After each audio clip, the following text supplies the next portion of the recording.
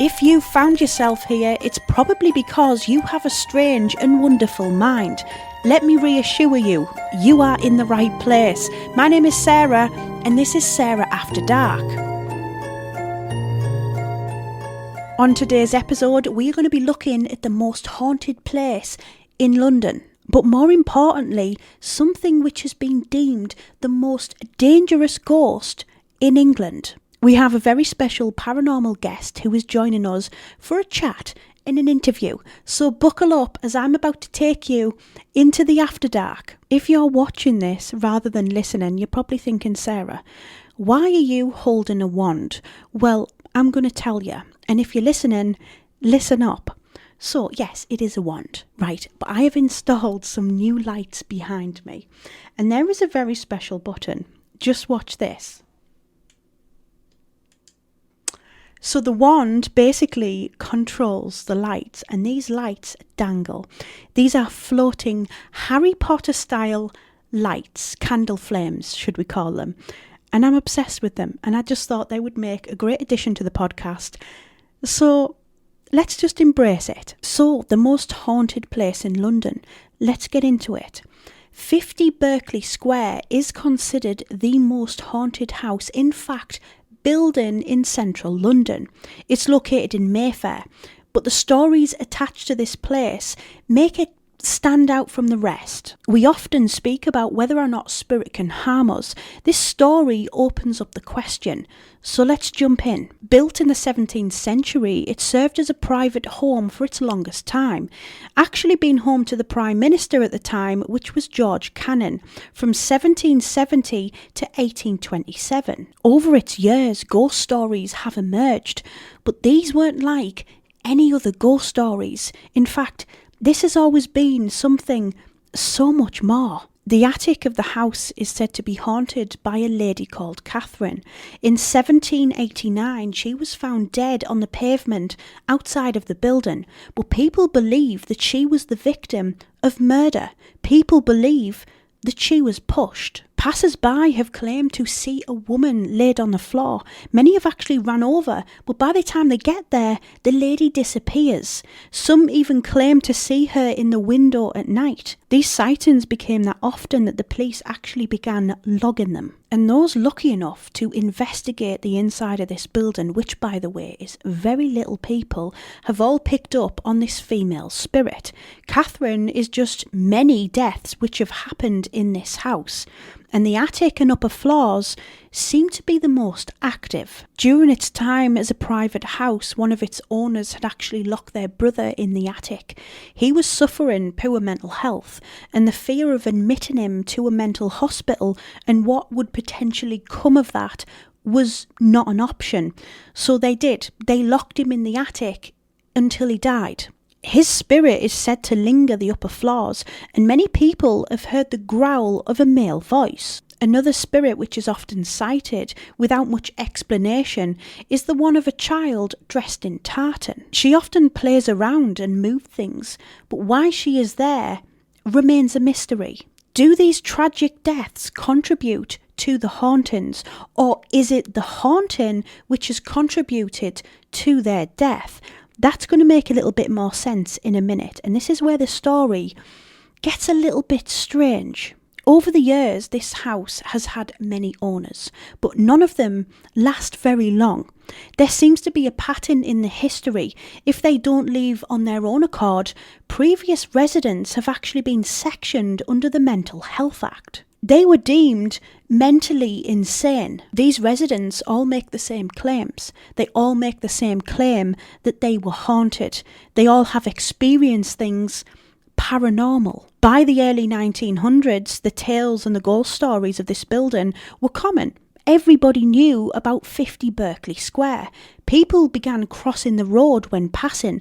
Some people even took a complete detour to avoid this building. A local MP and nobleman, Sir Robert Warboys, called these stories to be fake. He was a massive sceptic. He claimed them all to be a myth, and he said to prove his belief and to prove that this was all made-up stories, he actually agreed to spend the night completely alone in one of the upper rooms. 3 nights later, he arrived, as agreed, ready to spend the night. He brought with him a loaded pistol and a loud bell so that he could ring to signal if he needed help. Bearing in mind, this guy was a massive skeptic. He was saying ghosts aren't real. There's no such thing as ghosts. So why did he bring a pistol? Why did he need to bring a bell? It's kind of funny, isn't it? Anyway, Warboys got halfway into the night with no problems, but shortly after midnight, the bell began to ring. After a short pause, the bell began ringing again, even louder. People started to rush across the street to this house to see if he was okay. When they got close to the door, they heard a gunshot. They raced into the room, flung open the bedroom door, to find him hunched over in the corner, petrified. Sir Robert was completely unable to speak. He was actually admitted to hospital that night, where he later then actually died. But what had he encountered?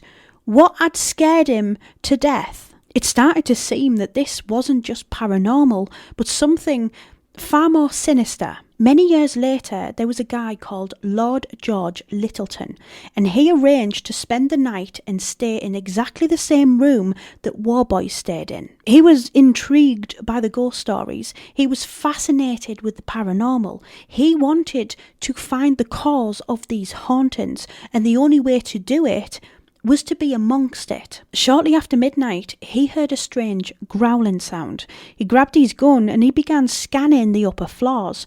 He claims he saw a white mass, which didn't look human, so he began shooting at it. He said the white mass went away and everything went quiet, but he left that house and he vouched that he would never step foot inside again. He claims that the place was haunted, but the spirits weren't the problem.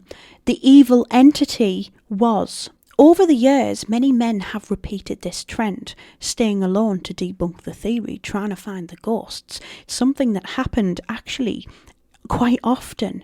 2 of them men actually ended up having heart attacks, and one of them was found dead the next day in that same room. Not only is this building being deemed haunted, but also a home to the UK's most dangerous ghost. Many people believe that the entity inside is responsible for the death of many, including the spirits who already haunt the building. You know, this is something I think about a lot with paranormal.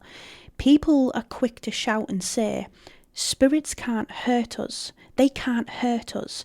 But also people claim that spirits can move objects. People have claimed that spirits have thrown things at them.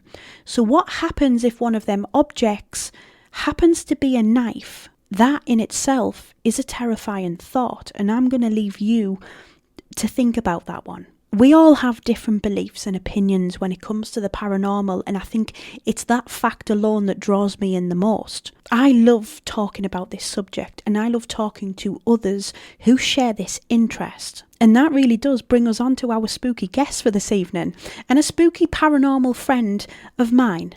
So, hello. How you doing? You alright? I'm okay. Can we begin by giving a little introduction into who you are? I know that hoodie is pretty self-explanatory, but for the audio listeners, I'll move my tassels out of the way. So, I am Big T, paranormal investigator, ex-strongman, and enthusiast of everything that goes bump in the night. So, ghosts, cryptids, aliens, the unexplained. I just absolutely love it. Everything amazing.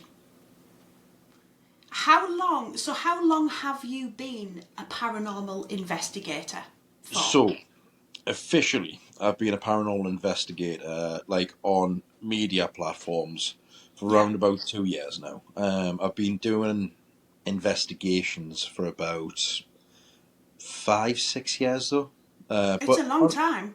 It is, but for officially, because I was with my first team, Forged in Fear, for about a year and a half, and then I went solo around about 8 months ago, and I've loved it since. And you are very solo, aren't you? Oh yeah. I do everything. I've got to take my hat off to you because I don't know how you do it. You are in some creepy places in the middle of nowhere, in the pitch black, on your own. I think so. how can I put it? I've got this sick fascination with fear. Okay. So the way I see it is, which is the reason I love the way I do my content, fear does translate through the screen. This is why I love doing things live. Yeah. So every knock, every bang, every scream, everything, people get to feel it as I'm doing it. And Yeah. I do like recorded based content, I do, but I think it just gives that realism because nothing can be faked. No. What you see And is what you get. and they are seeing it in real time, the Yeah. same time you are. 100% agree with that. 100% agree with that. And I think if you can do an investigation live, you can do anything. Oh, 100%. Because some people can only do it recorded and pre-recorded, and we don't know what happens. And Exactly. Yeah. you know, it is the real deal what you're getting when it's live. Yeah, exactly. Because it was a pet peeve of mine for a while when I would see, like, I'll not mention any names obviously, but No, when you no. see like the bigger teams that are out Yeah. there that only do recorded based, but you never see what's actually happening. Yeah. So that's Totally why it agree. doesn't matter how afraid I am, I'll always go towards the noise or the Yeah. thing that's made me uncomfortable, because I think the good part of that is, especially the way I do things, it's usually from first person. So Yeah. people are seeing that as I'm going. So it's kind of like you're taking them on the adventure with you. So 100%. It is a point of view, isn't it? it is, yeah. 100%. So there's And no. I can vouch for this because I have watched Big T on his lives, and I am going to drop the socials in the description. So I do recommend everyone jumping over and getting involved because you've got a great community over there as well, Oh, they're haven't you? fantastic. They're absolutely fantastic. And like I know a lot of creators say this, but I truly mean it. I wouldn't be where I was now without them, because Yeah. I've got an avid fan base, and I'm now nearly every night, and they're You there. are. Uh, You are very consistent. I'll give you that one. I don't know how you do. And in this weather, oh, the weather doesn't bother me. you are a warrior, aren't you? We're from up north, man. True. We're built different. 100%. So, would it be fair me saying you believe in ghosts? 100%. 100%. And have you always been a believer in afterlife? I would say so, yes. So it started when I was a kid. Okay. So it's one of my earliest memories, and it's very very strange. Sorry if it takes a while to explain this. No, go for But it. when I was a child, I had what I thought was two imaginary friends. Okay. The house I grew up in was built in the 1800s. It was a huge So place, old then, old old, place. old. Had been through wars and everything. And I believe, I could be wrong though, but it had like a cellar underneath it. I believe that was used as a last minute bomb shelter as well during the wars. Um, but I would see these two little kids and I'd play with them on a daily basis. It was as real as me or you.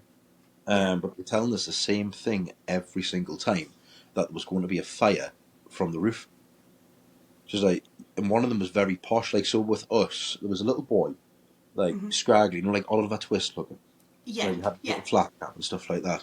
He was very much a Geordie. He's like, you've got to tell your mum. But the little girl was very well dressed, very posh. It's like, you must tell your mummy there's going to be a fire. And I remember me and the boy laughing Interesting. at her because it was like, mummy.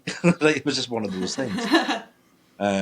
But my Uncle David actually went up into the loft when he was doing the electrical work, and he found out, like, on the entire loop, there was an old fuse box still attached that was sparking away, and it was causing a slow burn across one of the main beams, and it was about to ignite, but it was on the exact spot where I was pointing at. Wow.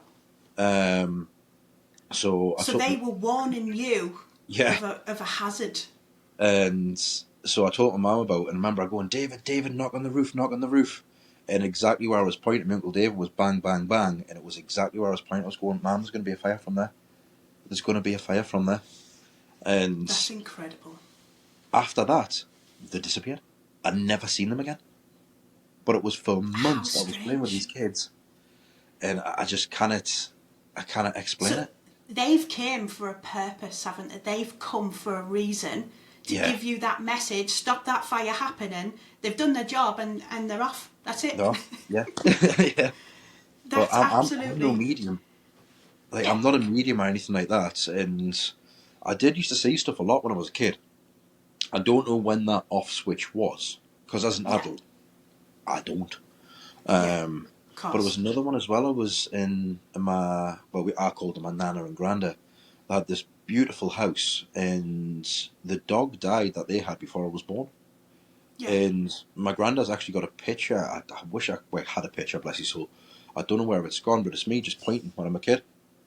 And he's like, "Who are you playing with?" It's like, "Oh, the Laddie dog." His dog was actually called Laddie, and I described it to a T. It's like, "Where is he?" And I pointed exactly where my granddad buried the dog. Wow. But apparently, he's just run up in the garden. It was like I was rolling around with the dog, laughing, joking. Nobody else could see it, but for me, I vividly remember it. It wasn't like not here or anything like that. It was physically there. I remember stroking the Yeah. dog, playing with the dog. I felt its warmth. It was there. And I think that's the first two things that really, like, set in stone, like, paranormal for me. Like, what else is out there? It turns on a switch almost, doesn't it? It does, yeah. It's the unknown, the unexplained, and wanting to find that answer that we're all looking for it. Oh, You 100%, know, yeah. we're all looking for it, and you are very, very much looking for it. So I guess my question to that would be, what is the most evidential find you can categorically say to me, Sarah, that's a ghost. That was a ghost, whether it be on a video, whether it be something you've seen in person. Obviously, you've got your childhood memories there, but Yeah. anything that's happened as an adult that you can say that was definitely a ghost. Well, I've got two. Go So, for it. yeah, again, I'm not 100% sure if it's a ghost. As an investigator, I wouldn't want to say 100%.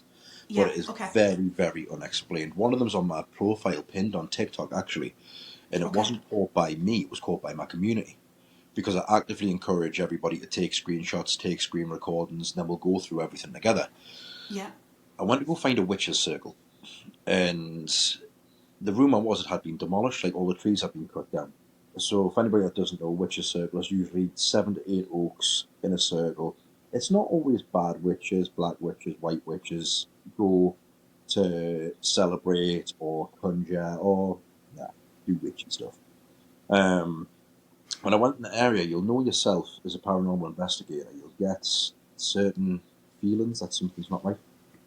Yeah. You can It's sense it, can't you? Yeah, you can, and I do believe what they say. The more you do it, the more you can feel it. Um, 100%. the As I was walking away from the witches' circle, it's caught on camera as well. There's these very distant rhythmic drum beats, and we couldn't fix that. And this place was desolate. There was nothing else there. It was open field and forest, but it was Yeah. just boom, boom, boom.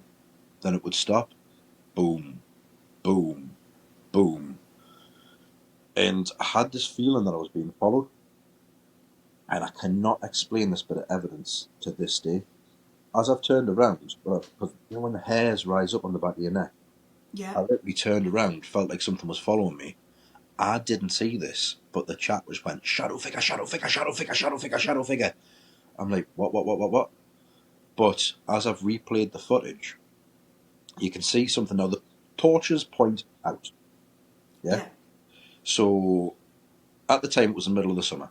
I'm literally wearing a vest top and a pair of shorts that night. It was red hot. So Yeah. you see from the top end of the torch something come towards me, and then as I turn around, it like retreats from the light.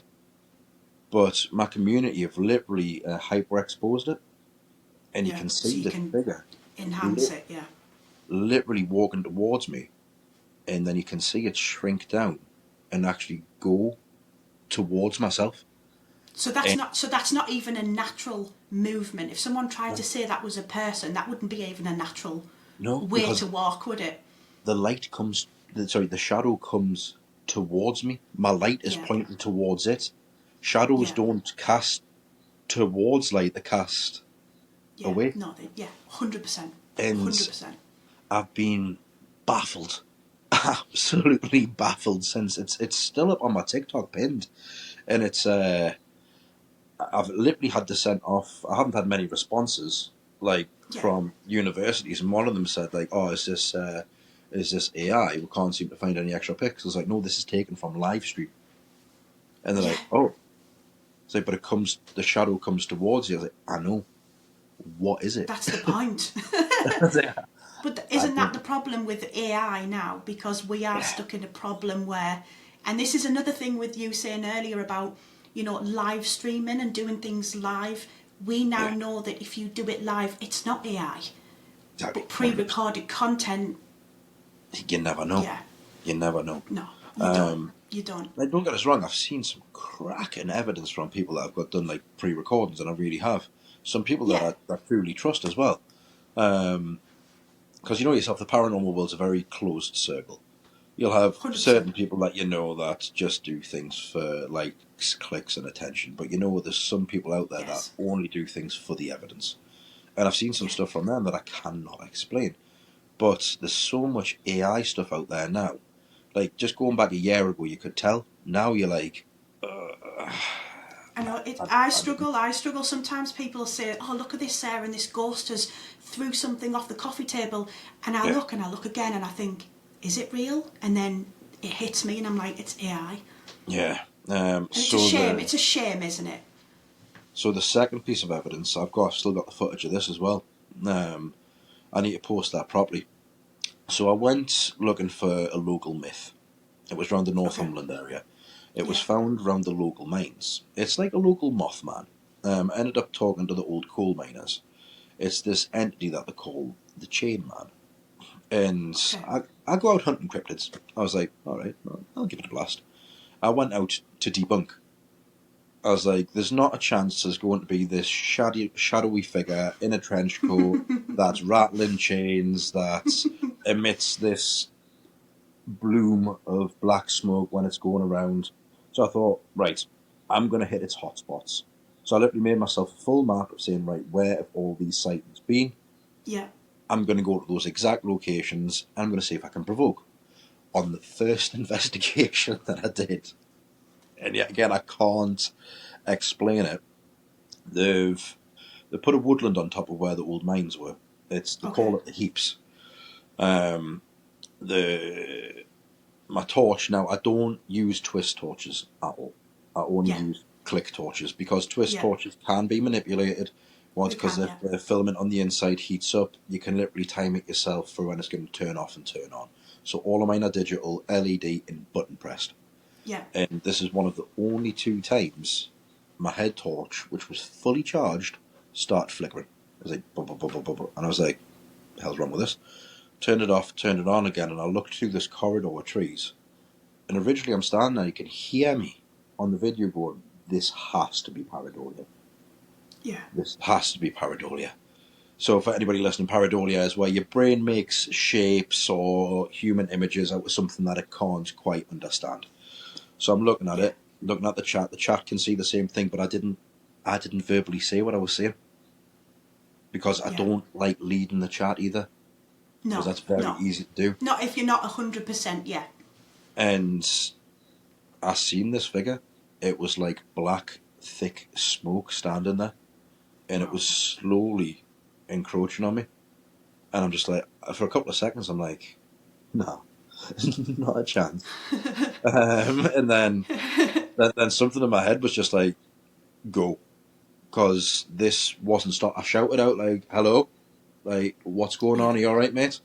Yeah. Realised I took my big torch out, and it literally the light just went around it, and I'm like, As "Oh, if it was yeah," blocking the light. blocking the Wow. light and still moving forward, and then I could see this haze on the floor, and I'm just like, "What is this? I mean, that What is whatever this?" that was has to be powerful enough to be almost like a solid form Yeah. to block a So, light. but I've got a theory about these things as well. Oh, do So you? So I don't believe things like this were ever alive or dead. Have you ever heard of a tulpa before?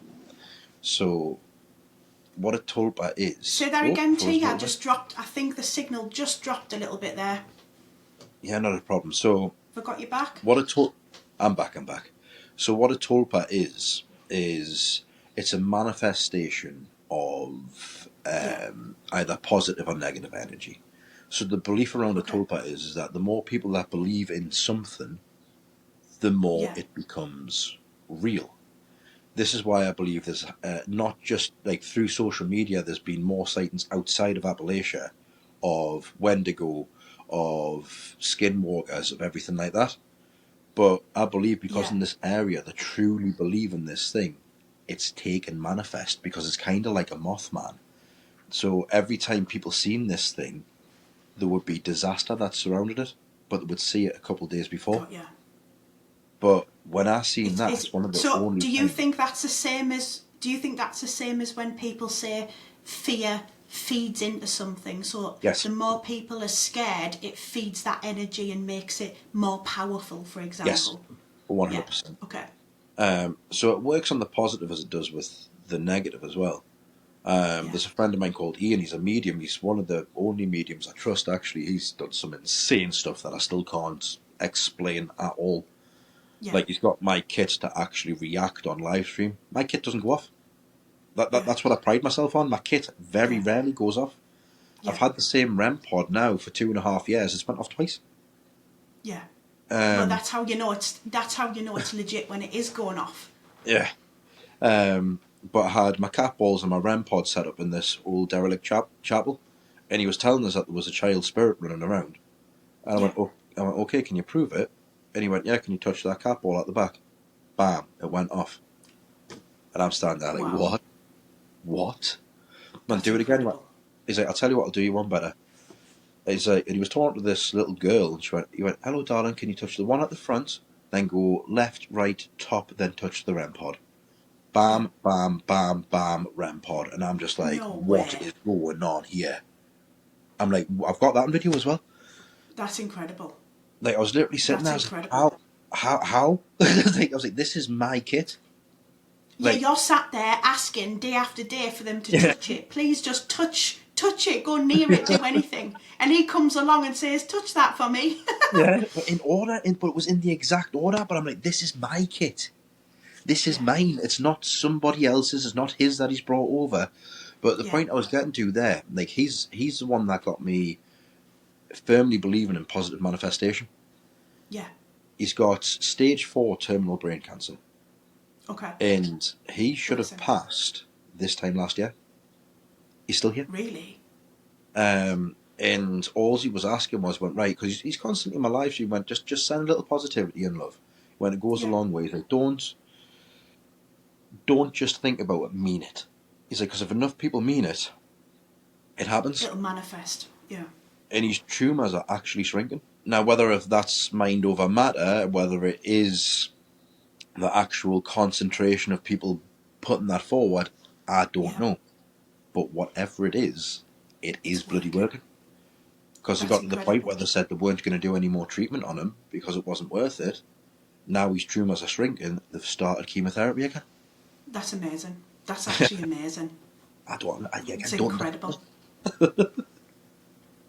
Wow. Okay, I'm going to jump into another question here. No problem.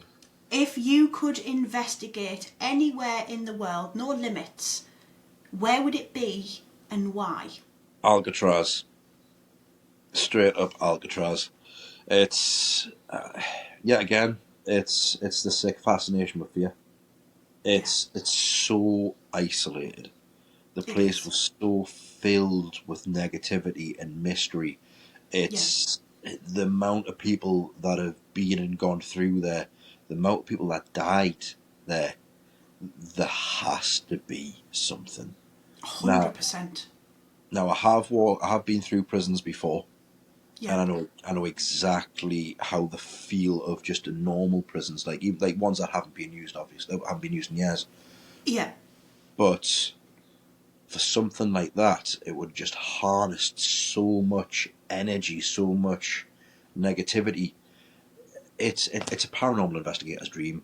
Like, Yeah. I know it's a shot in the dark to try and get somewhere like that, but I Yeah. think I would do that alone. You know, like I would literally just drop me off. I mean, I would pay to see that. I would pay to see Big T on his own on Alcatraz, I mean, you get dropped off by boat. Yeah.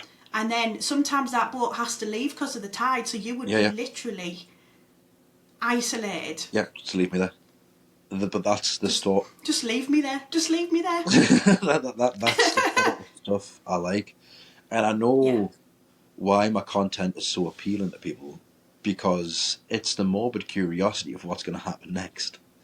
Yeah. It's like, because I'm on my own, in two breaths, people don't want anything to happen to me, but at the same time, they want to see if something is going to happen to me.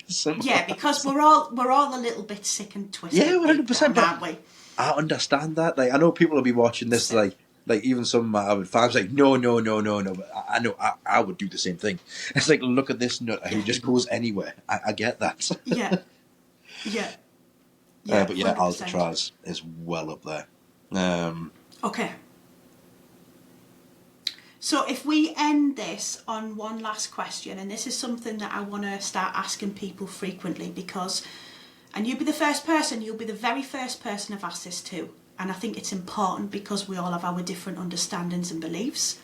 But in your opinion, what is a ghost? Okay, so I don't just go off what I think. I also look at a lot of historic texts, religious texts, and see what's there. So for me, it's two things. So energy in science never ever disappears. Once it's out there, it's within the universe. So for me, a ghost is a manifestation of that energy, of that residual energy that somebody has left behind, which still holds an amount of sentience. Because whatever we put out in the universe honestly does come back. I know it sounds a little bit woo-woo, but I truly believe that what we put out is what we'll receive. And I believe it's the same with death. So you'll find a lot of people, like, it's always like the ghost you'll never find of, like, the street sweeper or anything like that. It's not always, but 9 times out of 10 it's somebody who's been a big character or something like that. It's been the lady of a manor or something. The grey ladies and the yeah. Somebody that's always had something about them. So I believe because they've had all of that, here I am in life, they keep that in death.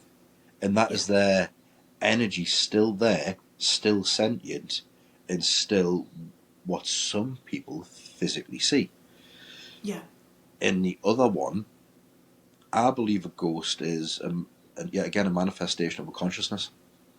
Because that led me down a big rabbit hole that it was like, well, how are we sentient? How are we conscious?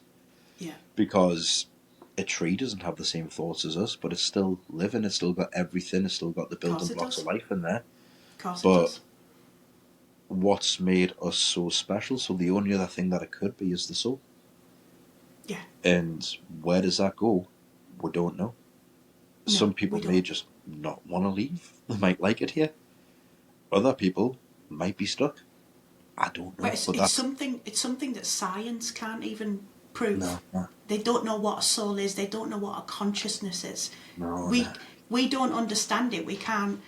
But it does leave that big question mark, because when we are communicating, you'll know yourself, there's a difference between residual energy and what we would class as a ghost, and an intelligent spirit that is physically, doing things on command or talking to us or trying to communicate with us.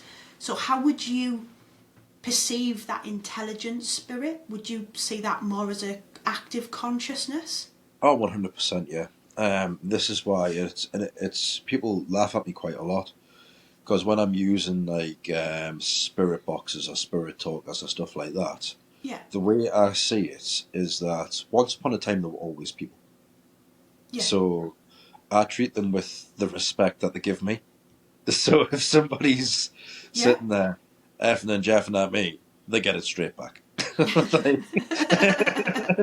people are like, oh, you can't do that with spirit. I was like, well, people. You can. Like, It's like this is how I interact with people. So why should it be any different It shouldn't with be. spirit? And I do understand respect the dead, and I do. Yeah. But for me, a spirit, a ghost, or anything else was once a person, and if Yeah. they want to communicate, I will communicate with them exactly how they're communicating with me. Exactly. Simple as. So yeah, I do believe it is a manifest of their energy and what was there, and it holds an amount of sentience. It's But yeah, interesting.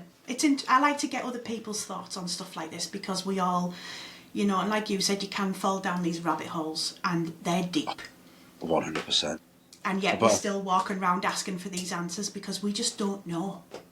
I think this as well, like, is what a lot of people forget to do, which is why I only associate with people like you and other investigators like you, because you don't forget to investigate, and Yeah. that's the biggest part. There's a Yeah. lot of what I would call spirit provokers out there, Yeah. but they don't build the story around it. They don't ask the questions. Yeah. Like, And there's it's one of the, important. it is, yeah. The hows, the whys, the who are you, your age, and stuff like that. And also the thing I like to focus on as well, because every investigator does it. How did you die? Now, for me, if that happened, I don't think I would really want to talk about that. I'd want to No. talk more about the people I loved, my friends, my hobbies, Yeah. what was going on, the positive aspect of it. And Yeah. since I've started doing that, the actual reactions I've been getting, like from my kit, from devices, has been unreal. Yeah. Right. So that proves it's something that you're doing right. See, I don't like to ask how spirit died, Yeah. but I'll provoke questions. I like to ask the same question no matter where I am, and it's, Yeah. do you know that you have passed? That's a Because good I one. think, we also ask the questions to spirit because we are looking for them answers. We're looking to learn about that spirit, but Yeah. we're also looking to learn about spirit as a whole. Yeah. Can they Exactly. see us? Can they hear us? We assume they can see us, but it doesn't mean they can. We can't see them, so But why do this, we assume they can see us? but like, this is another spanner in the works as well. Not for today. We can discuss this in the future, but then we get into Yeah, things like stone tape theory, which is yeah, residual energy court, and yeah. also what I've been talking to a few mediums, that some spirits are stuck in their time lock, and Okay. time is no longer relevant for spirit. But that's another one for another day. So they might not be able to see me. In another theory that I've came across as well, Yeah. if time isn't relevant in the spirit world, things that get moved around your house could be somebody from the past, or we could be doing that to people in the future, and we don't know that That's deep. That's I already know that's deep. Yeah. yet. It's a thought though, isn't it? It's It definitely a is, yeah. thought. Um, Massive. but yeah, that's a different rabbit hole for a different day. That. Is there anything else you would like to leave this little conversation on before we say goodbye, T? Yeah, and don't be afraid to go out and look. It's a question I get asked all the That's it. time. Where do I start? All you need Yeah. is a little bit of bravery and something to record it Yeah. on, and that is Yeah. it. You don't need the fancy Yeah. devices. You don't need anything else. Trust your No, you gut don't. and have something to capture evidence. That's it.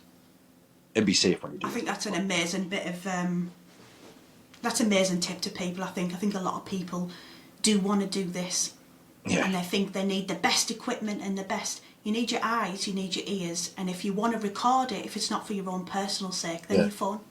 There's Yeah. not that much more than that, is it? Oh, 100%. Like, because people are like, oh, what kit do I need? You don't need any.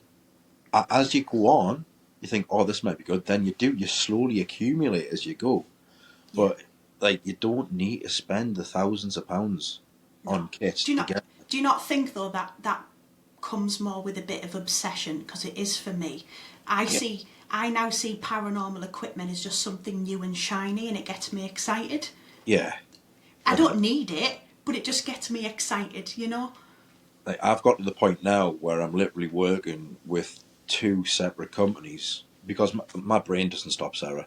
Like, you know what I'm like? I'm just constantly, whoa, just bent. I can And believe that. because I can't find the kit that I want, Yeah. I'm getting people to make it now. Why So not? I'm releasing prototype pieces of kit. Like, Yeah. on this investigation I've got on the 28th, like, there's going to be 2 pieces of kit that have never been seen before on there. Like, and I've got so much more coming. So much more coming. It's going to be incredible. It's going to be incredible, and it's going to be different, and it's going to be unique to you. And I think Yeah. that's the be all and the end all, isn't it? Yeah. Because I'm getting a bit bored of the flashy devices that you don't know what to do, that have an instruction manual as long as your arm. I like the really old school things.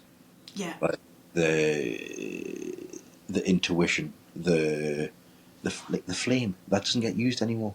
The spirit can interact with that candle. It's so simple.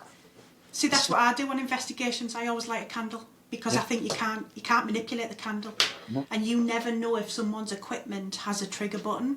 Do they have a button they can press on and off? I'm not in that room with them, so I don't know. I'm not accusing anyone of anything, but it does raise an eyebrow sometimes. But this is why I got a lot of, well, can't use that word, backlash. Yes, backlash.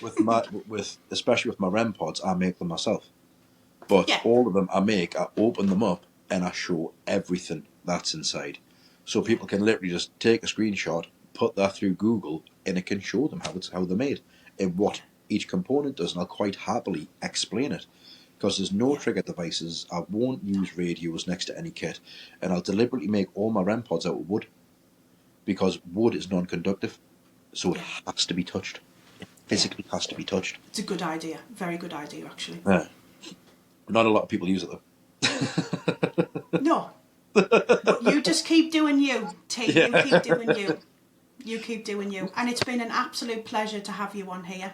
Oh, I've really enjoyed this, Sarah. I know you've got a lot of things lined up this year and things like that, so like I said, I will be leaving social links on the description. Thank you so much. Yeah, my year's pretty chock. I've got some huge things coming up. I can't actually, on a couple of them, I'm contractually obliged not to talk about them. I'm not asking any questions, and it's but I'm excited for you. Because I don't shut up. I can imagine it is. Yeah, I can imagine it is. So like, but I've really enjoyed this. I've thoroughly enjoyed this. Lovely. So yeah, once we're done, I've got a couple of questions after we're done, but that's about it for me. I think that's been fantastic. Okie dokie. Well, thank you very, very much. Thank you too. I've thoroughly enjoyed this, and I'll hope you have us back on again, because I've got some rabbit holes we can dive down big time. I'm tempted. I'm very tempted. Like that. I could listen to other people's stories all day long. I find them super interesting. It's one thing looking on Google, but it's another thing finding someone's personal experiences and listening to personal stories. I don't know what it is, but they hit me different. By the way, if you want to go on some spooky live adventures with Big T, then I've left his social media links in the description of this podcast. So go and show him some love. If you ask a lot of paranormal investigators what's brought them to do what they do, there's usually a story behind it. So thank you, Big T, for sharing them personal childhood stories, which kind of leads me on to sharing one of my own. I don't usually talk about me and my experiences, and I guess starting this podcast has kind of made me want to share some of them. I had a very spooky childhood, like very spooky. From being a young age, I was very aware of spirit. My dad was a huge skeptic, which I think was built more on fear. And when I say was, that's because the story that I'm about to tell you completely changed his opinion. I was around 7 years old and I'd stayed at my dad's house for the weekend. Everything was relatively normal until this night. I was laid asleep and I was awoken in the middle of the night to my nana and my granddad, who passed away when I was young, at the foot of the bed. My granddad was sat there with an oxygen tank at the side of him. My nana was just sat beside him. And then their little white dog, who also passed away when I was young, jumped onto the bed and began running around. Being 7 years old, I thought this was great, so I was playing with the dog on the bed. I didn't even register at that age that my nana and granddad shouldn't be there anymore. It felt like my granddad was trying to communicate with me, like try and talk with me. And I could see his mouth moving, like as if he was mouthing something to me, but there was no words or sound coming out. If there was, I certainly couldn't hear it. Now, the next day, I told my dad exactly what had happened, and he completely dismissed it. Told me I was being stupid. And I said, no, I did. And Grandad was there and Nana was there, and he had this tank at the side of him. And I could see that my dad's face was getting a little bit puzzled, but he still kind of dismissed it. Then I started to tell him about the dog, and I said, and the dog jumped on the bed, Dad, and he was running around the bed, and I was playing with the dog. My dad, for some reason, went and checked the bed. And when he did, his face dropped because he realised there was white dog hairs on the bed. Now, my dad didn't have a dog. My dad had no animals. There was no explanation to why there was white hair on the bed. And I think it was that moment that he realised, I think she's telling the truth. I think she's actually seen my mum and my dad. I think in that exact moment, my dad converted to a believer.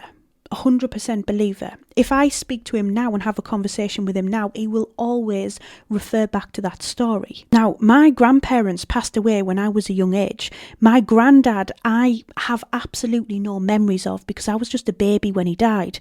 I've got vague memories of my nana, but granddad, none. I was not aware that granddad was on any sort of breathing apparatus or required oxygen. To me, as a 7-year-old girl, it just looked like a tank.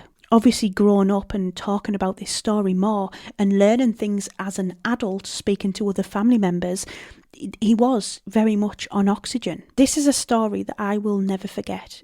I always think about it now, and it's something that's sort of prominently in my mind, especially when I'm talking about spirit or talking about the paranormal. And I still try and make sense of it.